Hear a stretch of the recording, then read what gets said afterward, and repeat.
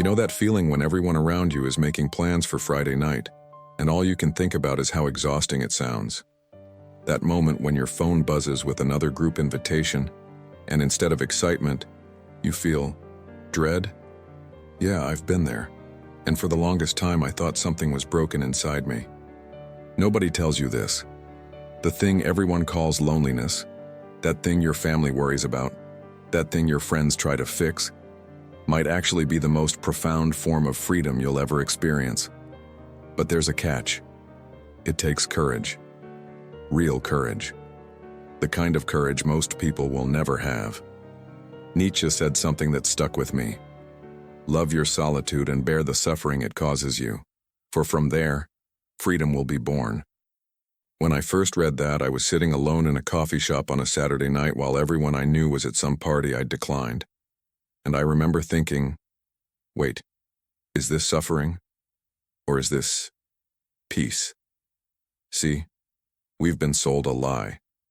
We've been told that happiness looks like packed social calendars, group photos, and constant connection. We've been taught that choosing to be alone is somehow less than a failure, a problem to be solved. But what if I told you that the very thing you've been apologizing for, your preference for solitude, your need for silence, your craving for your own company, is actually a superpower that most people will never understand? Look, I spent years trying to fit into a mold that wasn't made for me. Birthday parties where I'd count the minutes until I could leave. Networking events where I'd rehearse small talk in my head. Happy hours where I'd nurse one drink for 2 hours just to seem normal. And honestly, I was miserable, exhausted, performing a version of myself that wasn't even real. The turning point? I stopped apologizing. I stopped explaining. I stopped forcing myself to be someone I'm not just to make other people comfortable with my choices. Listen, I created this channel because I spent years thinking there was something wrong with me. If you've ever questioned whether it's normal to love your own company this much, hit that subscribe button. We're going to discover together that maybe we're not so strange after all. We're going to walk this path together, because some discoveries are better when shared, even if it's with people who understand the value of being alone. Now let me tell you what really happens when you embrace solitude instead of running from it. The first thing you discover is that most of your relationships were performance art. I mean this literally. Think about how many conversations you've had where you weren't really present, where you were playing a role, where you said what you thought you should say instead of what you actually felt. Schopenhauer wrote that solitude is the fate of all exceptional spirits. And at first that sounds elitist, right? But dig deeper. When you're comfortable being alone, you stop tolerating superficial connections. You stop wasting energy on relationships that drain you. You stop pretending to care about things that bore you to tears. I had this friend, let's call him Mark. Great guy. We'd known each other since college. And for 15 years we maintained this friendship that was fine. We'd grab beers every few months, talk about sports and work, laugh at the same jokes. Surface level stuff. But when I started embracing my solitude, when I stopped forcing social interactions just to avoid being that guy who never shows up, something interesting happened. I stopped calling Mark, and he stopped calling me, and neither of us really missed it. That sounds harsh, doesn't it? But the truth is, we were maintaining a friendship out of habit, not genuine connection. And when I let go of that obligation, I made space for something real. Because solitude isn't about rejecting all human connection. It's about being so comfortable with yourself that you only accept connections that add to your life instead of drain from it. Epicurus said, "Friendship is born from the solitude of the soul seeking true companionship." You can't find genuine connection when you're desperately trying to avoid being alone. You find it when you're whole by yourself and you choose to let someone in. The second revelation is even more uncomfortable. Most people are terrified of their own minds. Pascal nailed it when he wrote, "All of man's misfortune comes from one thing, not knowing how to sit quietly in a room." Think about that. How many people do you know who can't be alone for 5 minutes without reaching for their phone? Who need constant noise, constant stimulation, constant distraction? They're not avoiding loneliness. They're avoiding themselves. I remember the first time I spent a weekend completely alone. No phone calls, no social media, no podcasts or music or TV. Just me. And I'm not going to lie. The first few hours were uncomfortable. My mind raced. Old regrets surfaced. Anxieties I'd been pushing down came flooding up. But then something shifted. After the initial discomfort, after I stopped running from my own thoughts, I found this incredible clarity.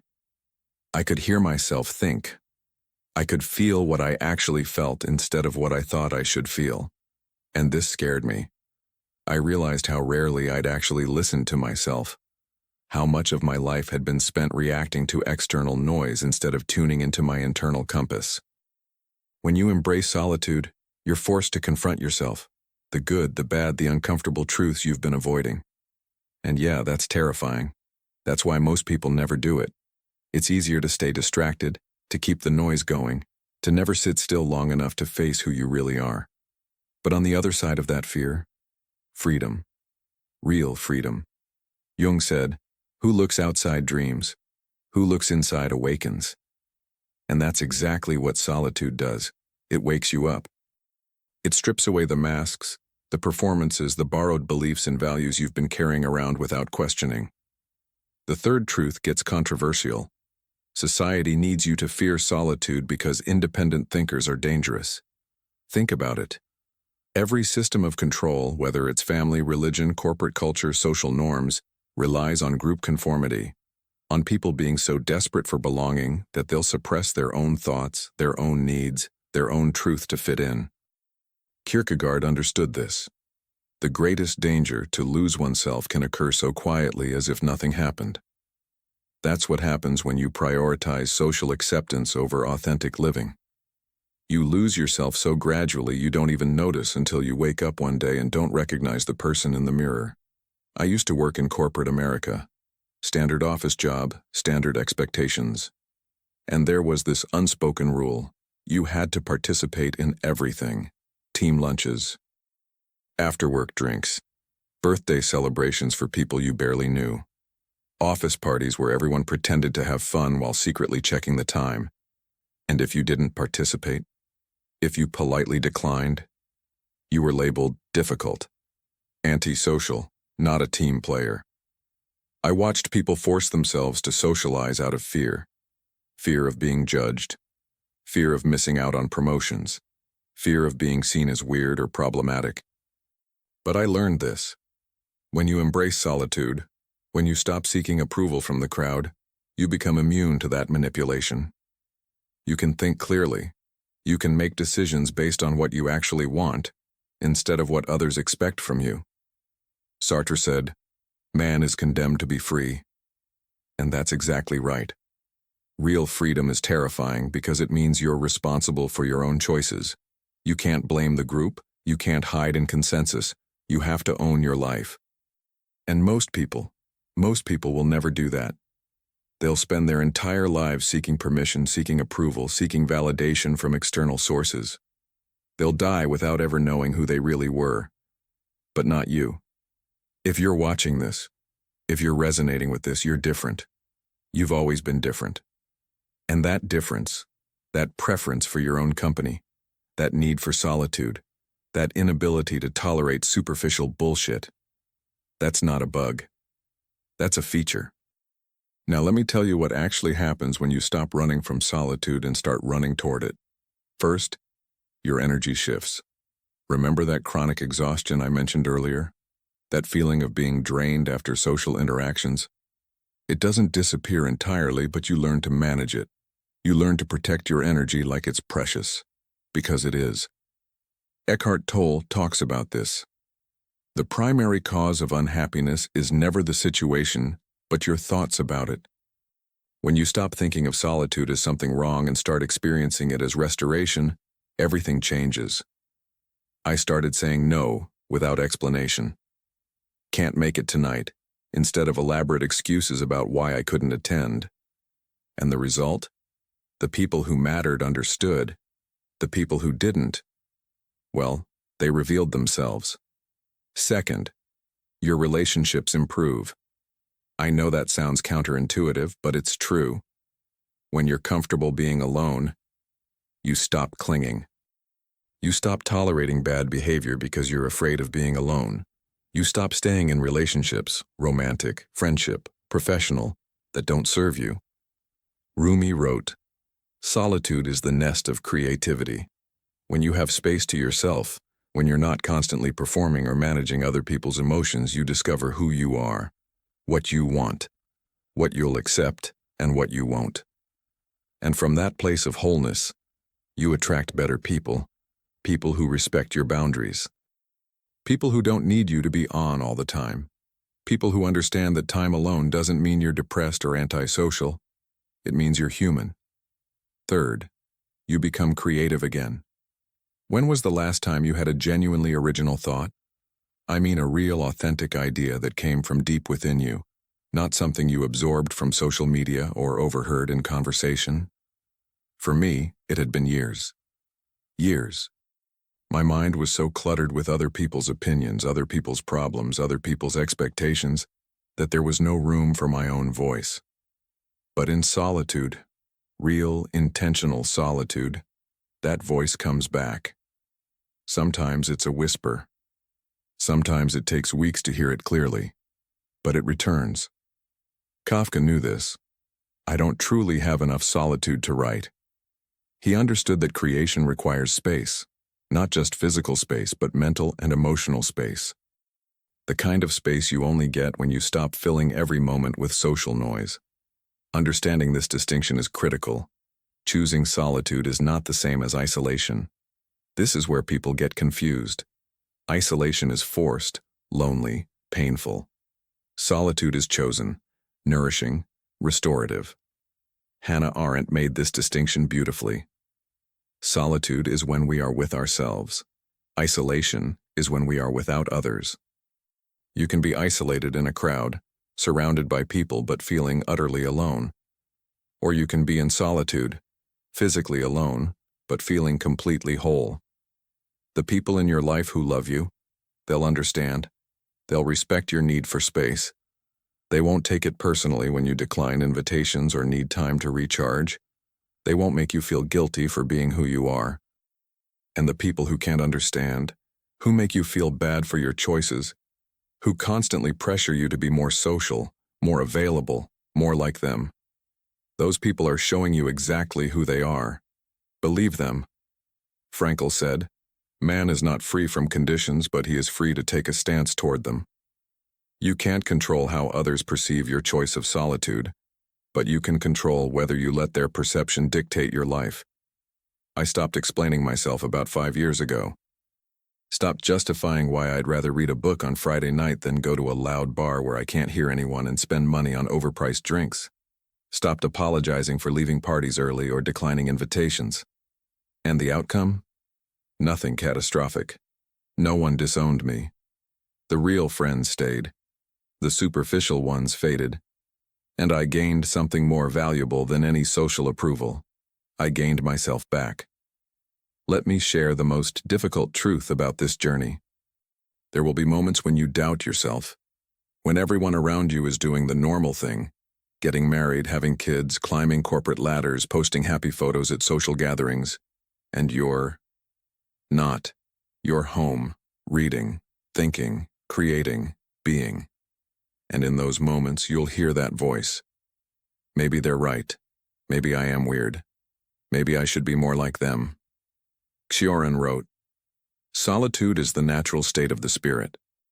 But knowing that intellectually doesn't always stop the doubt. It doesn't always quiet that nagging feeling that you're missing out on something. But I learned this. FOMO, fear of missing out, is a construct. It's manufactured anxiety designed to keep you consuming, participating, conforming. When you actually examine what you think you're missing, it usually falls apart. That party everyone was at, you would have been exhausted and counting the minutes until you could leave. That vacation with friends, you would have spent it managing group dynamics and compromising on what you actually wanted to do. That relationship everyone says you should be in, you would have suffocated trying to be someone you're not. You're not missing out, you're opting out. And there's a massive difference. What embracing solitude has taught me that I wish someone had told me 20 years ago. Your capacity for solitude is directly proportional to your capacity for freedom. The more comfortable you are alone, the less you need from others. And the less you need from others, the more you can offer from a place of abundance rather than desperation. Every great thinker, creator, visionary throughout history understood this.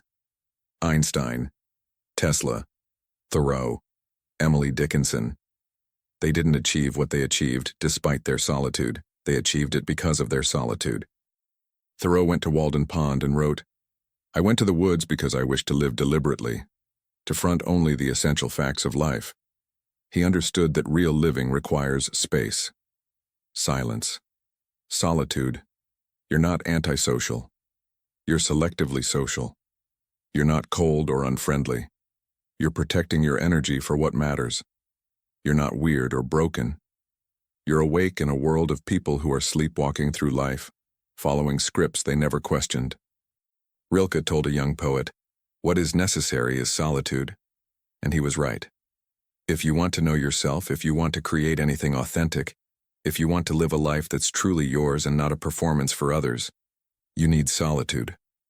Not occasionally, not when it's convenient, not as an escape or a backup plan. You need it as a fundamental part of your life, as essential as breathing.